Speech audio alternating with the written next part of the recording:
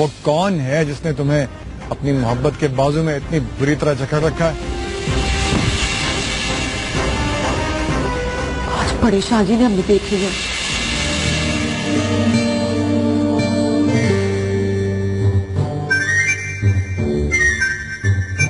अल्लाह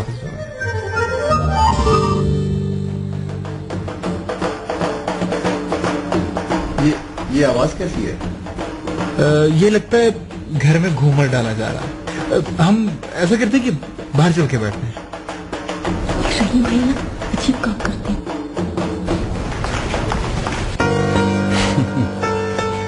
आओ।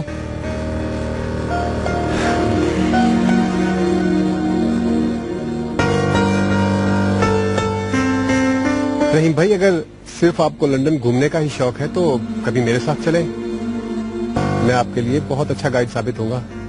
अरे वाह, ये तो सारा मसला ही हल हो गया।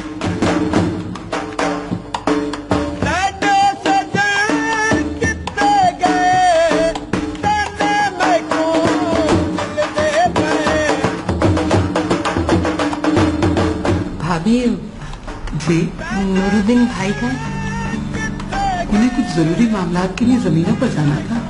कह रहे थे शाम तक आ जाऊंगा।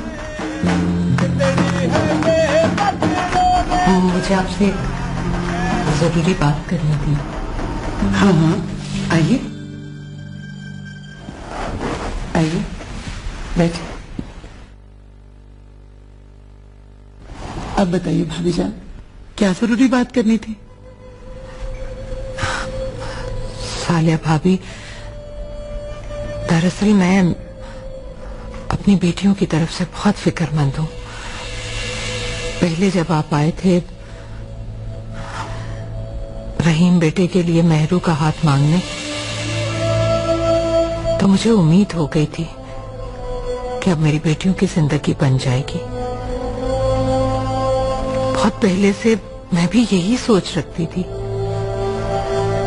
लेकिन शाहजी के इनकार के बाद तो बात तो यही आके खत्म हो जाती है भाभी जी कि शाह साहब ने इनकार कर दिया। अब कुछ हो भी तो नहीं सकता। भाभी, यही बात करने तो मैं आई हूँ आपके पास। हमें एक बार फिर कोशिश करनी चाहिए। मुझसे अपनी बेटियों का दुख देखा नहीं जाता।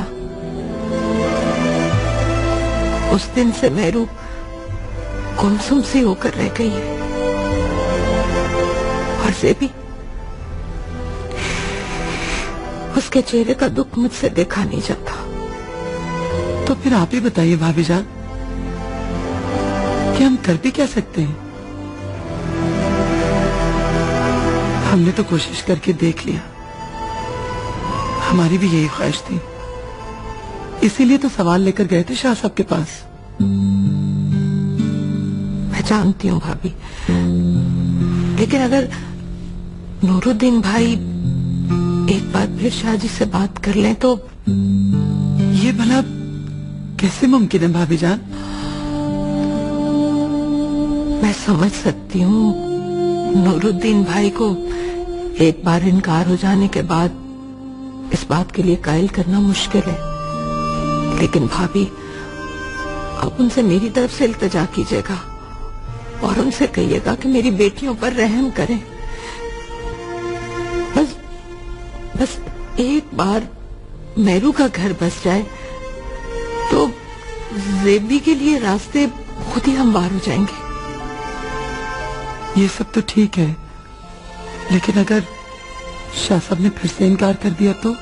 नहीं भाभी, मुझे पूरी उम्मीद है कि इस बार ऐसा नहीं होगा।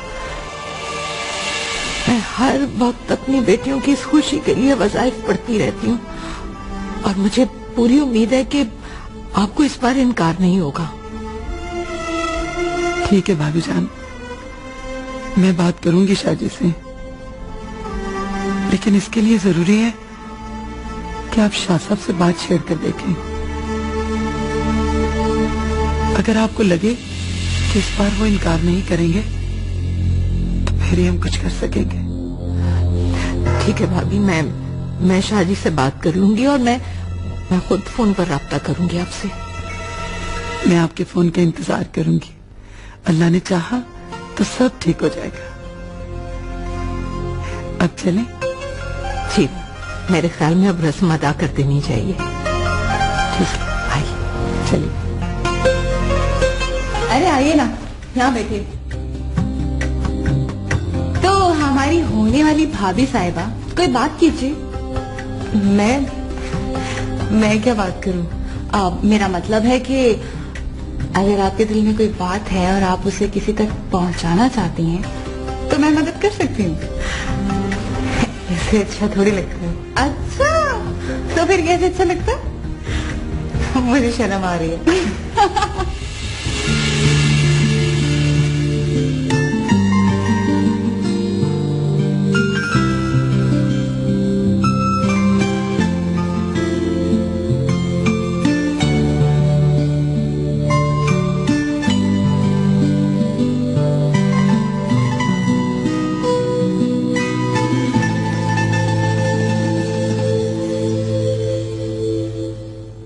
शाहजी, आपको बीबी साहब ने अंदर बुलाया।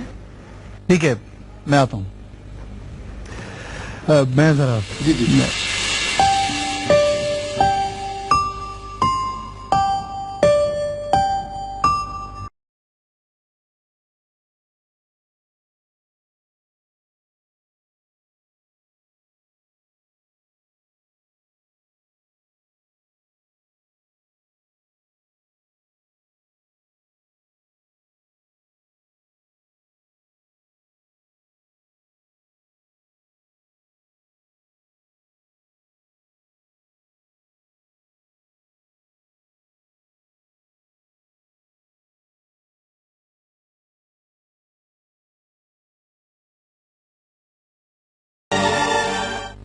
सालिया भाभी, ये आपकी कनीजों के लिए हमारी तरफ से कपड़े, हमारी यास्मीन की जान और शान का सदका।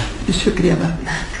और ये रहा शादी की तकरीबात की पहली रस्म का पहला तोहफा हमारी यास्मीन के लिए। शुक्रिया मैडम।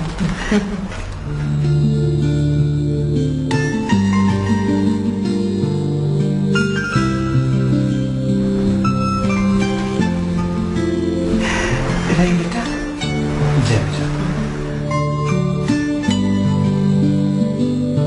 भाभी जान, आपको भी हमारी तरफ से इस रस्म की बहुत बहुत मुबारक हो। और ये सब जोड़े अपनी हवेली की कनीजों में बांट दीजिएगा। सफिया, पकड़ लो। बहुत शुक्रिया भाभी साहिबा। अच्छा अमीर जान, मैं बाहर जा रहा हूँ, हैदर बाहर अकेला है। हाँ हाँ, जाओ बेटा। अम्मा, मैं फौजे से मिला। हाँ, जाओ बेटा। हम भी आते हैं।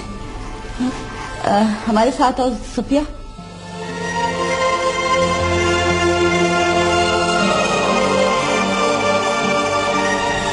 अरे आप लोग कहाँ जा रहे हैं? तुम्ही से तो मिलने आ रहे थे। मुझसे? हाँ, तुमसे। तुम रस्मों में भी शामिल नहीं और ना ही घूमर में।